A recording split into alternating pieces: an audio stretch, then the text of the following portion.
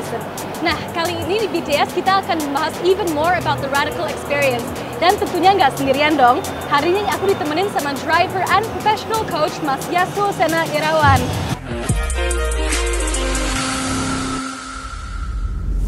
Hi Sena. Hello, how are you? I'm good, how are you? I'm very good. This is your second day, right, at Daily Showcase? Yeah. How is it so far? Keren. It's been hectic, but it's fun, yeah. Rame terus ya? Rame terus, yeah.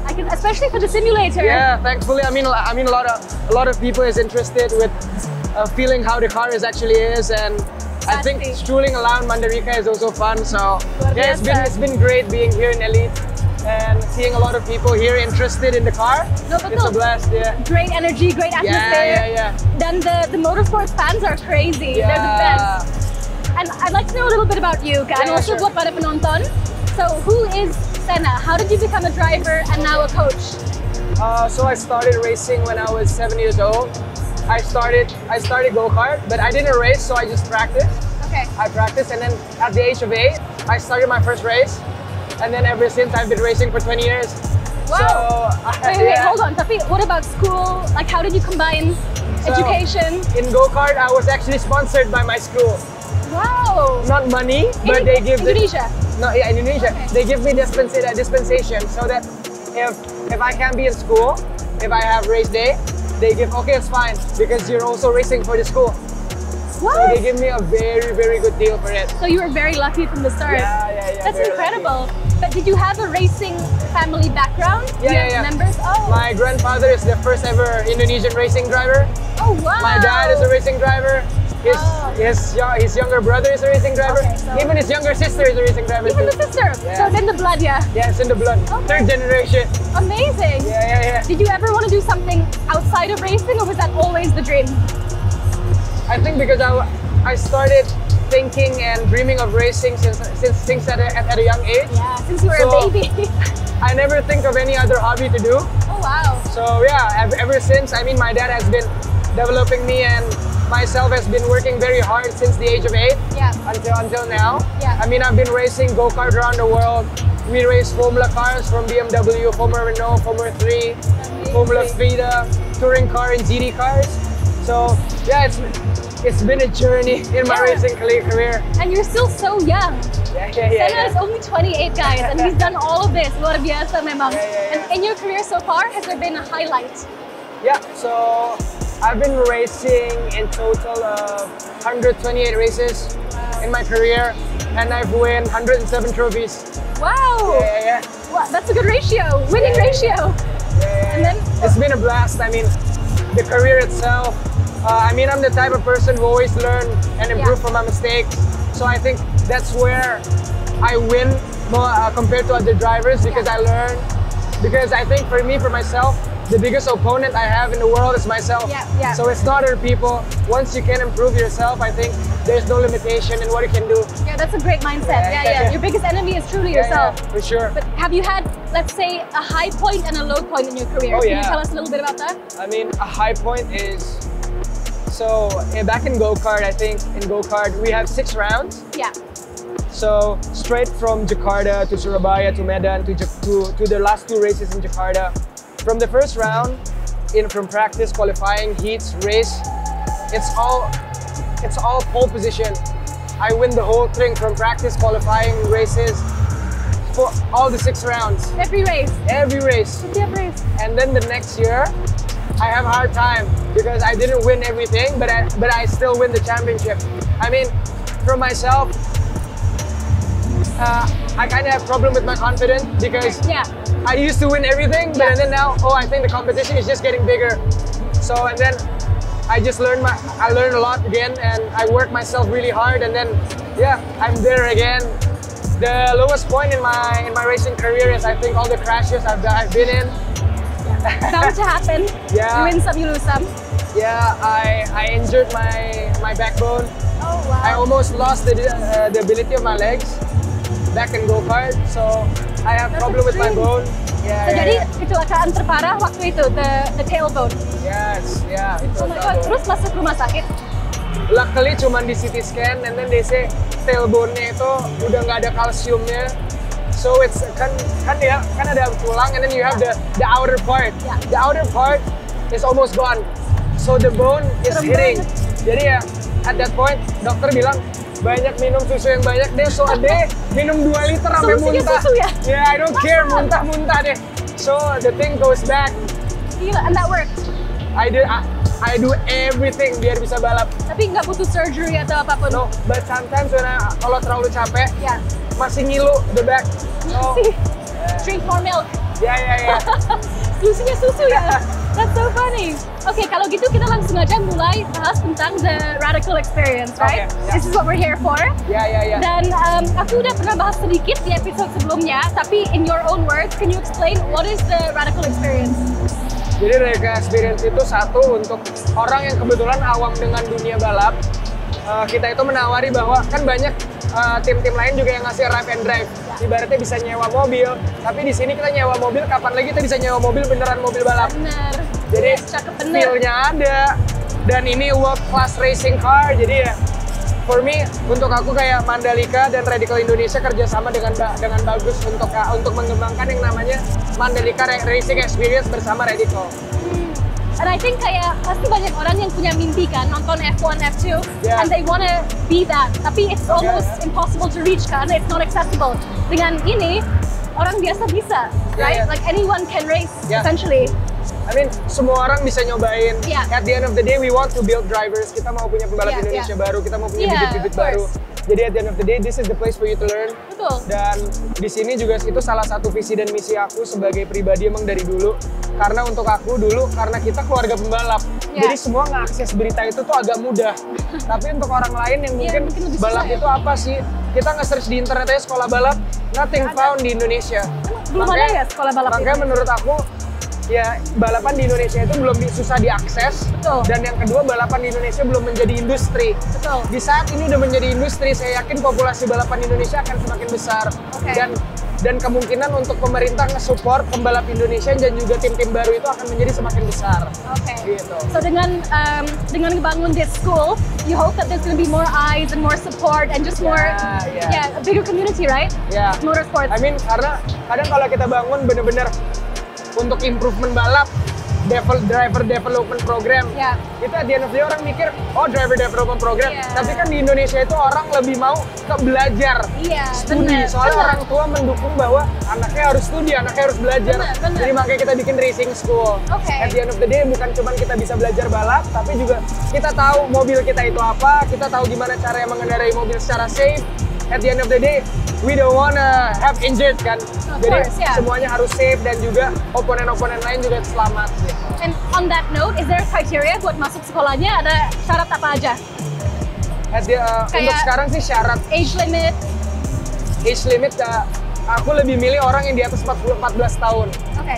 Jadi sebetulnya tidak harus orang yang memiliki SIM, karena at the end of the day balap itu kan balap SIM sama di jalanan raya kan beda ya. Malah nggak putusin?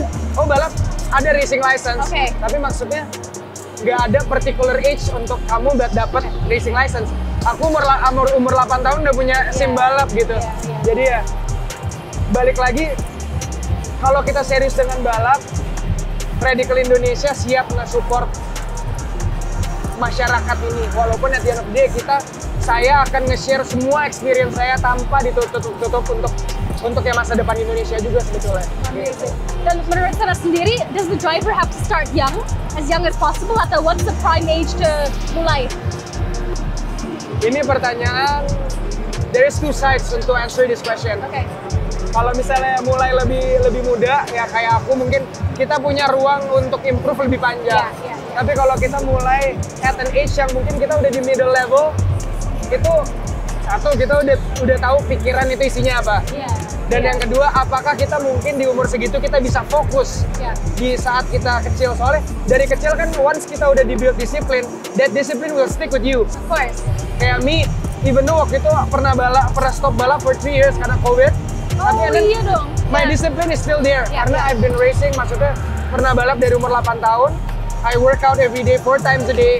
Dan sampai sekarang juga walaupun it's not 4 times a day, tapi at least ya, I still sweat, maksudnya karena I know that at the end of the day I'm a racing driver, jadi ya I need to keep in shape gitu. Of course, harus maintain kan, nggak boleh males. Yeah. I think for any athlete kan, the number one thing is discipline. Yep. Discipline, perseverance. Yes. Dan oke, kalau gitu do you have any tips for people yang mungkin pengen masuk driving tapi they don't know how to start? What can they do? At first, kalau aku selalu bilangnya, to be honest, anyone can be a driver. Oke. Tapi jawaban itu apa ya? Jawaban itu terlalu broad ya. Kalau kita jawab semuanya bisa jadi pembalap. Tapi again, kalau mau jadi pembalap ya satu kita harus punya nyali yang agak besar ya sebetulnya untuk jadi pembalap. Soalnya balap itu kita harus selalu accept bahwa ada 10% chance untuk kematian di situ. Karena balap is an extreme sport, jadi kita harus menerima itu. Dan yang kedua, asal mental kita kuat, kita punya nyali yang besar, I think everyone can be a driver. Tapi semua orang bisa jadi pembalap, tapi at the end of the day, nggak semua orang bisa improve menjadi pembalap. Betul. Jadi yang mau belajar at the end of the day, pasti mereka akan lebih menonjol dibanding yang lainnya. Tapi ada speculation online that becoming a driver is a big part in luck. In Sana's opinion, is it part luck, part talent, or what's the biggest factor? Oke, jadi everything selalu opportunity pasti ada dua ya. Iya, pasti. Luck ada di mana-mana, nggak cuma di balapan kan. Every industry. Even pasti di kehidupan kita ada luck. Kalau bad luck ya kita apes aja. Di balapan juga gitu sama. Sebesar-besarnya talent seseorang, kalau misalnya dia at that time mungkin lagi ada bad luck nggak finish, at the end of the day he doesn't score anything. Tapi for me, luck dan skill, kalau kita punya dua itu and it works at the same time, bagus banget buat kita. Tapi bukan berarti kita kalau ibaratnya kita punya luck ya berarti kita tinggal ngasah skill. Kita punya skill tapi nggak punya luck. I don't know, I think you just pray to God to have luck, you know? Betul. Dan nggak boleh diam aja kan? Iya, betul. Waiting for the opportunity. Ya, berarti you have to be in the right place at the right time, tapi also hone your talent kan? Keep practicing, keep being disciplined. And okay, back to the Mandalika Racing School kalau gitu. Ini buat hobbyist atau buat seorang yang pengen jadi a driver as a career? Makanya di Mandalika, di Radical Racing School, itu dibagi jadi 3 kelas. Satu kita punya beginner, intermediate, dan pro. Jadi makanya kalau nanya apakah ini untuk orang yang emang udah pembalap atau untuk orang baru, everyone can enter. Semua orang bisa masuk. Kalau yang untuk pro ya kebetulan emang itu hal yang sesuatu yang sangat amat berbeda. Tapi kalau untuk kayak beginner is for everyone, orang-orang yang emang awam dengan apa sih itu sebetulnya balapan ya, they can join, they can learn, they can improve themselves. Kalau yang intermediate itu lebih ke, jadi di setiap 3 ini udah lulus beginner ibaratnya kayak udah lulus SD. Habis SD masuk SMP, SMP masuk SMA. Dari pro kita ntar akan munculin ada satu kriteria lagi which is driver development program. Nah itu berarti udah masuk ke semi kuliah tuh. Nah di saat kuliah requirement kita cuma gampang. Semua orang yang lulusan pro dari kita, mereka balap di mana punya logo kita. Radical Racing School ibaratnya kita juga bangga kalau dia lulusan kita. Itu gimana cara kita juga bisa membesarkan bahwa sport di Indonesia, balapan di Indonesia itu akan menjadi sesuatu yang menjanjikan. Kita bisa ngedevelop pembalap-pembalap bagus gitu. Dan kapasitas satu kelas berapa orang? Kalau at the moment kalau pro sekarang kita masih belum terlalu matokin karena pro itu kan bener-bener nggak semua orang bisa jadi pro dan nggak semua orang ibaratnya mungkin siap untuk jadi pro. Tapi kalau misalnya pro at once saya bisa handle 3. Kalau misalnya untuk beginner dan intermediate kuota saya 5 gitu. Karena kalau kebanyakan juga nggak enak kan yang lain nggak kepegang. Dari nomor doang kan daripada individual. Jadi ibaratnya aku sebisa mungkin handle dengan populasi sekali yang bisa aku pegang semua, bukannya ibaratnya semua aja ambil tapi ntar outputnya nggak sama kan nggak enak juga. Karena at the end of the day they are paying us, so I need to give them the best. Gitu. Of course, need to give them the time, attention, their projects kan at the end of the day. And kan sekolah biasa ada masa waktunya. Kalau di sekolah ini, how long does it take buat lulus or graduate? Ini it's very fast, cepet banget ya. Berapa lama? Sekolah paling lama 4 hari. 4 hari? Ini sekolah atau short dan course ya? Dan somehow aku garanti dari orang, ini semua orang bisa denger nih. Aku garanti untuk semua orang, dari yang nggak bisa nyetir, 4 hari bisa bawa mobil balap. I should join this school. Ya. Maksudnya ini sangat berani aku ngomong kayak gitu, tapi karena I'm quite sure in my ability. Karena ya aku ngajarin orang bukan baru-baru ini aja. Dari zaman aku umur 14 tahun, aku udah punya driver development program. Wow. So I know how to teach people. Jadi at the end of the day, aku yakin bahwa dengan 4 hari itu cukup. Bahkan ada yang 2 hari loh. Tapi pagi sampai malam? Ya, no. Jadi track day itu open cuma dari jam 8 ke jam 5 sore di Mandalika. Jadi untuk kalau yang untuk 2 hari, yang pagi banget itu dari jam 7 ke jam 8, 1 jam itu teori. Oke. Jadi kita kayak kuliah lah. Ya, classroom. Classroom apa segala macam. Tapi after we go in the track, setup apa segala macam. Tapi sebelum duduk apa segala macam di mobil, aku mau si pengendara juga tahu mobilnya itu mobil apa. Ya. How does the car work? Ya. Dan mobil ini bisa menghasilkan apa untuk dia? Oke, ya biar nggak gugup kan pas masuk. At the end of the day bukan cuman aku bisa gas rem doang gitu loh. Kita juga harus tahu mobilnya itu apa, teknik rem seperti apa, dan itu akan diajarkan semua sebelum mereka mengendarai radical. Dan di situ kalau yang kelas 2 hari ya mungkin di hari pertama mungkin agak kagok bawa itu karena mobil balap is a whole different animal gitu. Iya. Dan and most people kan belum pernah in their whole lives. Dan orang biasa suka nanya apa sih bedanya mobil biasa sama mobil balap? Satu, mobil balap very physically demanding. Panas. Dan kita semua ketutup overall. Mungkin untuk orang yang nggak pernah pakai helm, di tight, pakai seat belt, paling ngerasa kayak nggak bisa napas. Karena berapa kali kita di Lombok, aku taxi drive orang, itu perempuan di taxi drive, pakai helm, pakai seat belt, tiba-tiba bentar, mau lepas nggak bisa napas. Jadi kita break 5 menit, mungkin itu karena environment dan atmosfer yang berbeda untuk mungkin badan juga kaget di situ. Dan tapi once mobil udah jalan, I can guarantee 100% it's a very fun thing to do. The adrenaline gitu. Ya. Apalagi perempuan. Nggak ada duanya. Perempuan although sekarang I never compared male to female, it's all the same. Maksudnya a female can race, a male can also do a female thing gitu loh.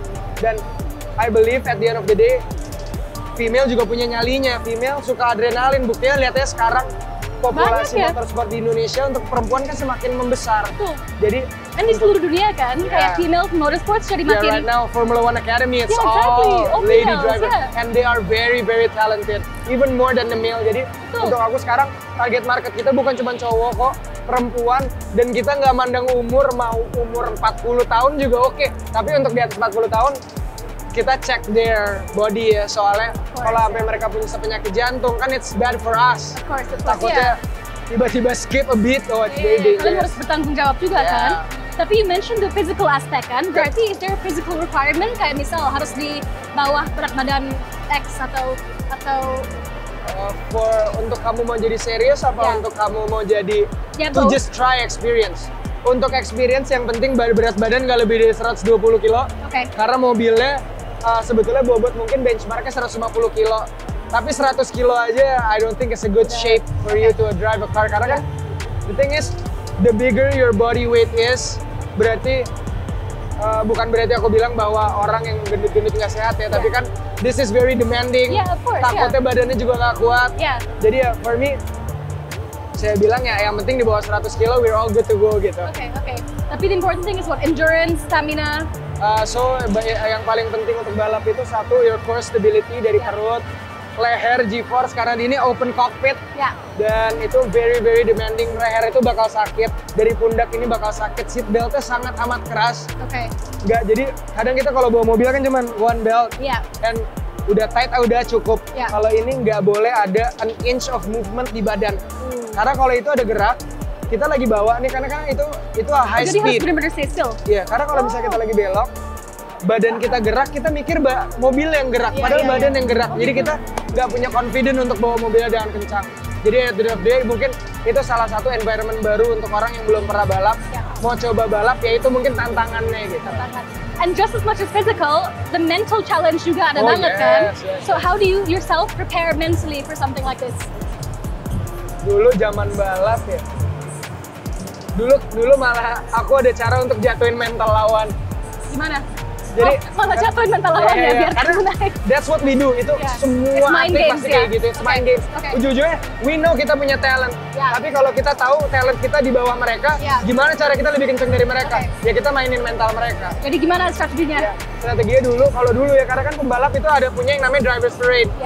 Kita salaman satu sama lain kan. We look at them dead in the eye. remesnya tangannya seadanya habis.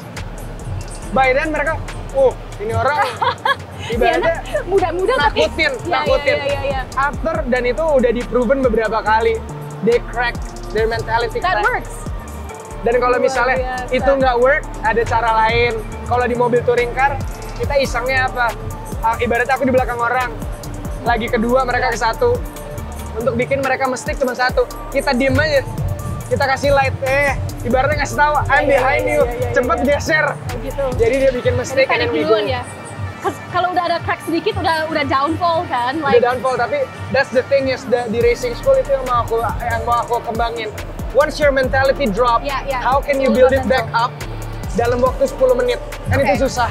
Kadang mental orang mungkin sekali udah jatuh, untuk naiknya lagi tuh agak susah kan? Ya bener. Jadi kalau murid di sekolah Radical School ini, what kind of car would they be driving? This one? No, ini SR3. Mereka bakal balapin SR1. Okay. CC-nya sama, tapi car-nya agak lebih pendek.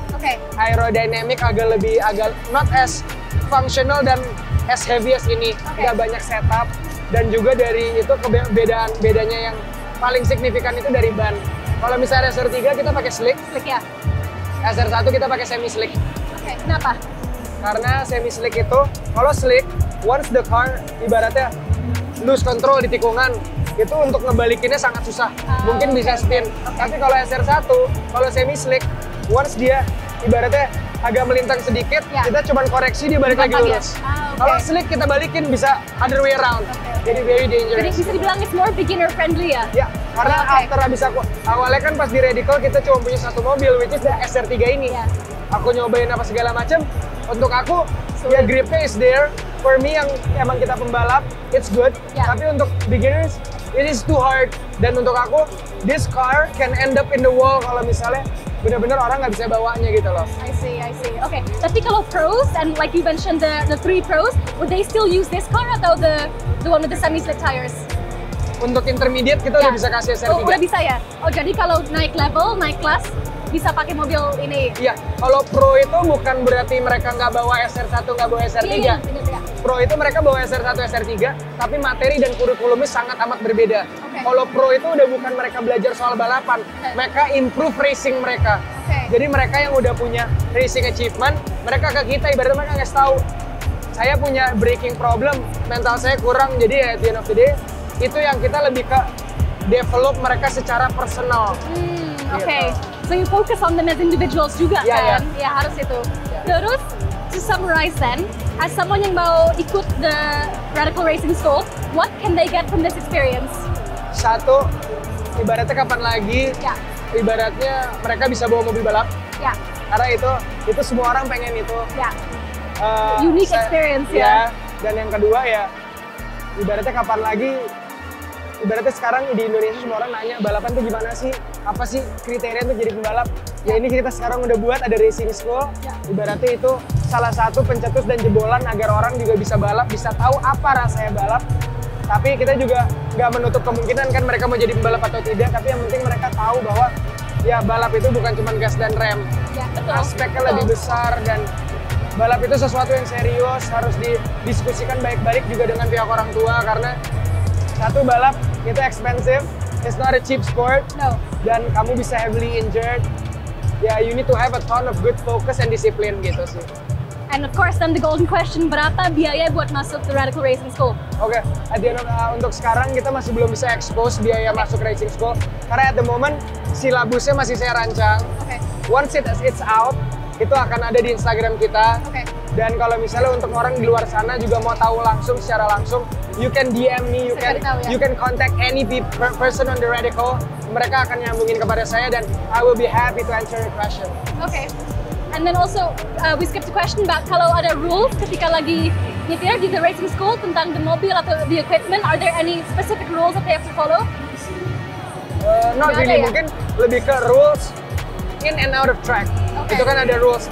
Aku juga mau ngajarin pembalap yang ibaratnya dia pembalap profesional yang punya disiplin dan attitude yang bagus. Kalau attitude yang jelek, at the end of the day, it will reflect back on the racing school. Jadi di situ, ya aku mau make sure kayak ibaratnya orang tua ngeris anak kecil. Mereka sopan. Aku juga sama, aku mau punya pembalap yang mereka kencang, very Beretika. talented, tapi mereka sopan. Mereka di-respect sama orang lain, sama dengan kita nge-respect mereka sebagai pembalap gitu. Nah kan sport-sport biasanya ada etiket kan.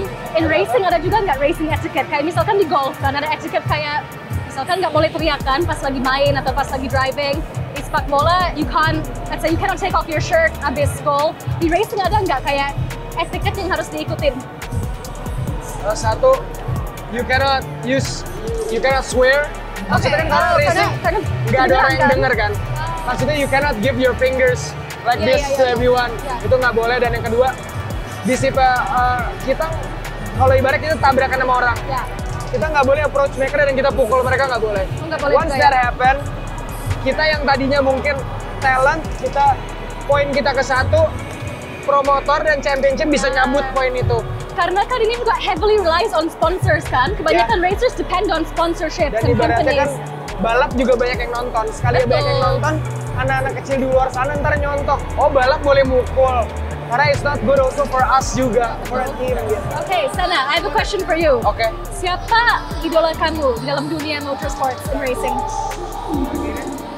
Oke, susah, idolanya lumayan banyak ya. Ya. Jadi kalau di awal-awal aku balap, idola aku selalu Ayrton Senna, makanya nama aku Senna kan. Ya, I was gonna ask, itu dikasih sengaja. dari Yeah, fans. my dad big fan fan. of Ayrton Senna. Karena untuk dia the best driver ever lived. Dan ya udah Legend. jadi anaknya dinamain Senna. Oh gitu? Iya. Biar apa nasibnya sama Ya, ya? mungkin biar mungkin ada talentnya juga kali. Dan ya untuk sekarang ini my talent, who I look up to is always my dad, papa sama kakek ya. Karena kakek juga aku nggak terlalu denger banyak soal kakek. Tapi karena kakek is an icon di Indonesia, jadi I wanted to be just like him.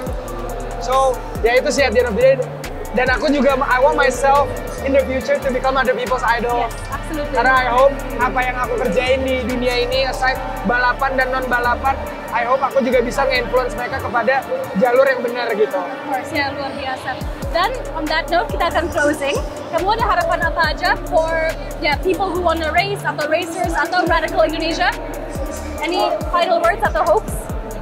Ya, I hope apa yang kita visikan di Radical, apa yang kita visikan dan misi kita semoga juga berjalan dengan lancar. Semoga juga amin. semua orang satisfied dengan apa yang kita berikan di Radical Racing School. Semoga Radical juga in the future semakin besar, semakin oke. Semoga racing experience-nya semakin besar, time attack kita juga semakin oke. Dan semoga di ke depan kita akan adakan Radical Racing Cup. Semoga juga itu akan menggantikan entar di saat sosok balapan di Indonesia akan hilang. Semoga kita bisa menjadi salah satu yang bisa membuat balapan juga semakin besar di Indonesia. Amin. Big dreams ya. Yeah, that's the Semoga dream. semuanya Yeah, yeah, akan sampai Amin, amazing. yeah, See you in Mandalika then. Yes, see you in Mandalika. And kalau gitu, thank you so much Sana for your time. Thank you so much. Oke, baik. Kalau gitu, kita sudah banyak belajar tentang Radical Indonesia dan tentunya Radical Racing School di Mandalika. Ditunggu ya di Lombok for the next episode. Bye for now di BTS Behind the Sport Car with me, Karen Nyson. Bye-bye.